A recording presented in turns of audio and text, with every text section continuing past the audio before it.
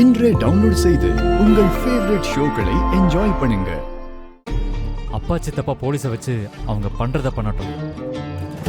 ஆனா அதை மட்டுமே நம்ம நம்பிட்டு இருக்க முடியாது. நம்ம ஏதாவது பண்ணணும். நானும் உங்களுக்கு ஹெல்ப் பண்றேன்.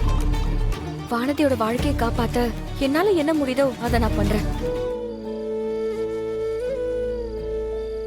நீ ரொம்ப மாறிட்ட நந்தினி. நீ பண்றது பேசுறது எல்லாமே எனக்கு புதுசா இருக்கு. இதெல்லாம் உன் மேல எனக்கு இன்னும் பாசத்தை அதிகமாக்குது. டேய் அப்பா கரிகாலா, ரொம்ப உணர்ச்சி வசப்படாதடா. நானும் இங்கதான்டா இருக்கேன். என்ன தெரியுதா? சர்ரா நம்ம 3 பேரும் சேர்ந்து வானதியை காப்பாத்த என்ன பண்ணலான்னு முதல்ல யோசிப்போம். ஏய், கண்டிப்பா அந்த கரிகால பையன் என் பொண்ணு வானதியை தூக்க பாப்பா. கரெக்ட்னு. வானதி இருந்தா தானே அவ கழுத்துல இருக்கிற தாலியை அறுக்க முடியும்னு கரிகாலன் அதை செய்ய நினைப்பான். நாம இப்ப உங்க பொண்ணை தானே கவனமா பாத்துக்கணும். ஏய், என்ன மீறி என் பொண்ணு அவன் எப்படி தூக்குறான்னு நானும் பாக்குறேன்டா. நமக்கு இப்போ வானதியை தூக்குறதை தவிர வேற வழி இல்ல. ஆனா நாம அதை செய்வோன்னு அது அந்த ஆளுக்கு தெரியுங்கிறதுனால அந்த ஆளு கண்கொத்தி பாம்பா ஆளுங்களை வச்சு வானதியை தான் காவல் காத்துக்கிட்டு இருப்பாரு. அதை எப்படியாவது நம்ம திசை திருப்பணும். அதுக்கு என்கிட்ட ஒரு வழி இருக்கு. என்ன? நம்ம வானதியை தூக்க போறோம்னா அந்த ஆள் நினைச்சாதானே வானதி காவலுக்கு ஆளை போடுவாரு.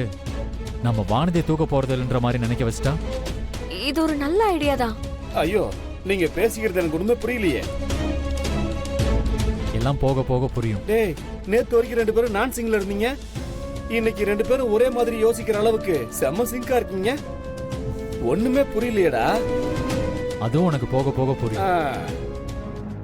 கரிகாலா, நீ சொன்ன மாதிரி வந்து நின்னுட்டேன்பா.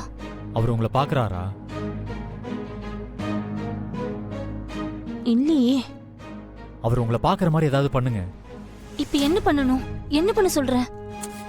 ஐயோ அத்தை, சும்மா தொண்டையவாது செருமுங்க. சரி. என்ன அவர் உங்களை பாக்குறாரா? அவர் பார்க்கல. அவர் கூடவே ஒரு டொஸ்கு இருப்பான்ல, அவன் தான் பாக்குறான். அது போதும்.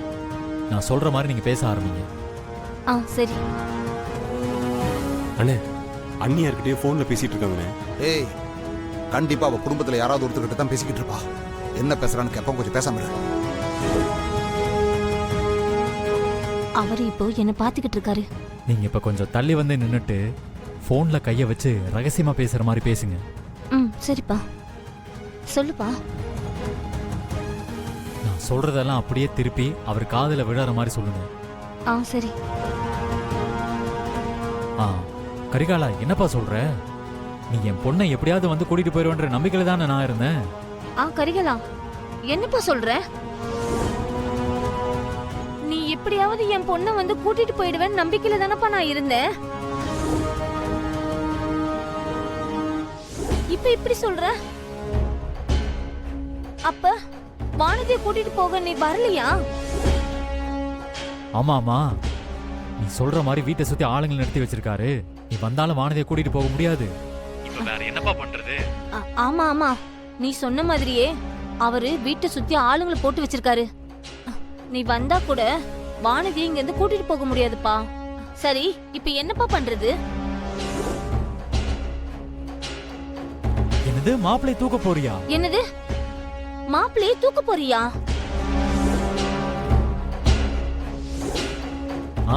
நீ சொல்றதும் சரிதான். மாப்பிள்ளை இருந்தா தானே கல்யாணம் நடக்கும். நீ சொல்றது சரிதான். மாப்பிள்ளை இருந்தா தானே கல்யாணம் நடக்கும். மாப்பிள்ளைய வச்சு மிரட்டி வானதியை விட்டுற சொல்ல போறியா? அதுவும் நல்ல யோசனை தான். சரிப்பா, நீ அப்படியே பண்ணு. சரி. மாமா, என்ன கூட்டிட்டு போக வேண்டாம்னு சொல்லுங்க மாமா. நான் இங்க இருந்துட்டு போயிடுறேன் மாமா. என்ன கூட்டிட்டு போக வேண்டாம்னு சொல்லுங்க மாமா. சொல்லுங்க ஏய், அவன் தான் கூட வாழ முடியாதுன்னு சொல்லிக்கிட்டு இருக்கான். அப்புறம் எதுக்கு அவங்கிட்ட கெஞ்சிக்கிட்டு இருக்க? வா போலாம். சார், மாட்டியா? விடுங்க சார். அப்ப தாலி அறுத்தா தான்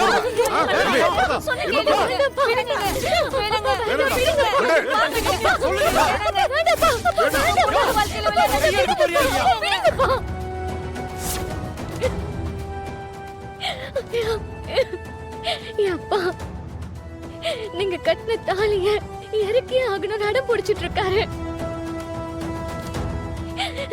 நீங்க கட்டின தாலிதான் உங்க உயிரை காப்பாத்திட்டு இருக்கு. இந்த தாலியை கழுத்தை விட்டு இறங்குனா திரும்ப உங்க உயிருக்கு ஆபத்து வந்துடும். அதான் இந்த தாலியை கழுத்துல இருந்து இறங்குறதுக்கு முன்னாடி நான் என் உயிரை விட்டுலான்னு முடிவு பண்ணிட்டேன். நீங்க எங்க இருந்தாலும் நல்லா இருக்கணும் மாமா. இனிமே உங்களுக்கு இடைஞ்சல நான் இருக்கவே மாட்டேன்.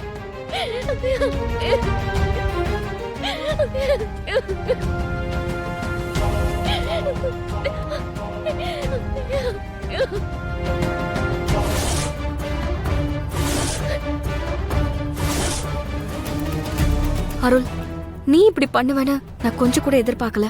நீ உனக்கு பிடிச்ச மாதிரி வாழ ஃபாரினுக்கு போறதுல எனக்கு எந்த பிரச்சனையும் இல்ல. ஆனா வானதிய அவங்க அப்பா கிட்ட இருந்து காப்பாத்தி எங்க கிட்ட ஒப்படைச்சிட்டாவது நீ போயிருக்கலாம். ஒரு மனசாட்சி உள்ள மனுஷனா நீ கண்டிப்பா அதை பண்ணுவேன்னு நான் ரொம்ப நம்பினேன். ஆனா நீ அதை பண்ணல. உனக்கு என்னதான் வானதி மேல கோபம் இருந்தாலும் அவளை இப்படி ஒரு இக்கட்டான சூழ்நிலையில விட்டுட்டு போறது ரொம்ப தப்பு. ஒருவேளை வானதி இடத்துல நான் இருந்திருந்தா கூட எனக்கும் இதேதான் பண்ணிருப்பியோ. நாங்க எல்லாரும் சேர்ந்து எப்படியாவது வானதியை காப்பாத்திருவோங்கிற நம்பிக்கையில தான் நீ அவளை பத்தி கவலைப்படாம ஃபாரின் போற. ஒருவேளை எங்கனால அவளை காப்பாத்த முடியாம வானதிக்கு ஏதாவது தப்பு நடந்துருச்சுன்னா என்ன செய்வ? அந்த குற்ற உணர்ச்சியே உன்னை காலத்துக்கும் கொன்னுராது. இதெல்லாம் யோசிக்காம நீ எப்படி கிளம்பி போனேன்னு எனக்கு தெரியல. இப்போ நான் இந்த மெசேஜ அனுப்புனது என்னோட ஆதங்கத்துலதான். போற இடத்துல உன் லைஃப் நல்லபடியா அமைய வாழ்த்துக்கள். என் பெரிய மச்சான் ரொம்ப விவரமா செய்யறேன்னு ஐஜி ஆபீஸ் வருவாருன்னு சொன்னல, அதான் வந்துட்டாருல. இப்போ என்ன பண்ணலாம் வரதன்? நான் சொல்ற மாதிரி செய்யுங்க.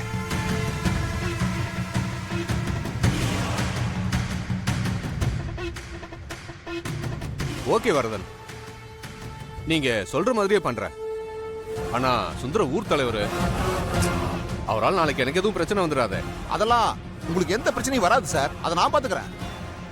ஓகே, உங்க ஏரியா இன்ஸ்பெக்டர் கிட்ட பேசிட்டேன். நீங்க போய் அவரை பாருங்க, அவர் உங்களுக்கு எல்லாமே பண்ணி தருவாரு. சார், நீங்களே வந்து இந்த பிரச்சனையை முடிச்சு கொடுங்க சார். இல்ல, எனக்கு கொஞ்சம் ஒர்க் இருக்கு, அதான். நீங்க போங்க, நான் அவர்கிட்ட சொல்லிட்டேன். அவர் உங்களுக்கு சப்போர்ட் தான் பண்ணுவாரு. டேய், இது வானதி வீட்டோட பின்பக்கம். யாருக்கும் தெரியாம உள்ள போய் வானதி கூட கிளம்பி. சரி மாமா. ஏய் நந்தினி, நீ இங்க வர? நீ இங்கே இரு, நானும் அசோக்கும் போய் கூட்டிட்டு வந்துடுறோம். ஏன் நான் வந்தா என்ன? இல்ல, செவரெல்லாம் ஏறி குதிக்கணும், அதான் சொன்னேன். ஏன் ஆம்பளையால மட்டும்தான் செவரேறி குதிக்க முடியுமா? பொண்ணுங்கனால அதை பண்ண முடியாதா? இல்ல இல்ல, அப்படியெல்லாம் ஒண்ணும் இல்ல, குதிக்கலாம். இருந்தாலும் பொண்ணுங்கள ரொம்ப கம்மியா எடை போட்டுறாத. ஏமா தாயே, நான் எந்த இடையும் போடல. நீ வரதா இருந்தா வா, எனக்கு ஒரு பிரச்சனையும் இல்லை.